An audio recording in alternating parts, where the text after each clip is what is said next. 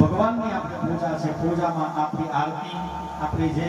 પૂજા છે અહીંયા કલ્યાણેશ્વર સેવા સમિતિ દ્વારા આપણે ભાવથી હર વર્ષે આ 19મું વર્ષ આપણું ચાલુ છે અને એ ભાવથી જે પૂજા થાય એ સમિતિ દ્વારા જે કાંઈ પુષ્પ અન્ય જે પૂજાની સામગ્રીમાં દૂધ, દ્રવ્ય, કેસરયુક્ત જળ, દહીં, દૂધ, પંચામૃતની ભગવાનની સેવા, અહીંયાથી નારિયેળનું પાણી છે, ચમેલીના તેલ, એવા બધા દ્રવ્ય જે આપણા બધા અભિષેકો છે એ તો સમિતિ દ્વારા થતા રહી છે, પણ એક દિવ્ય જે આમાં આપણે કાંઈક થોડુંક પોતે કરીએ, કારણ કે ભગવાને કાંઈક આપણને આપ્યું હોય તો ભગવાન પાછળ જે કાંઈ પૂજા પાઠ કરતી હોય એની જગ્યા ઉપર એમાં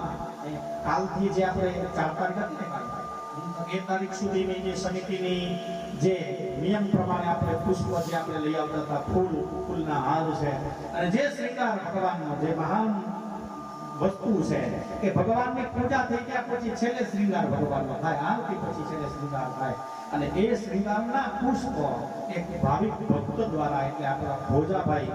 રવાભાઈ, ડુગરિયા પરિવાર એમના તરફથી જો કાંઈક વિચાર આવો માણસને થાય કે સમિતિ દ્વારા તો એ થાય જ છે, પણ કાંઈક ભગવાન માટે થઈને આપણે કાંઈક આવો શ્રીંગાર કરીએ તો મેં કાલે વોટ્સએપના માધ્યમથી એમ કહ્યું કે ભગવાનને મહાદેવને જે શણગારે એવું જીવન ભગવાન મહાદેવ શણગારે છે.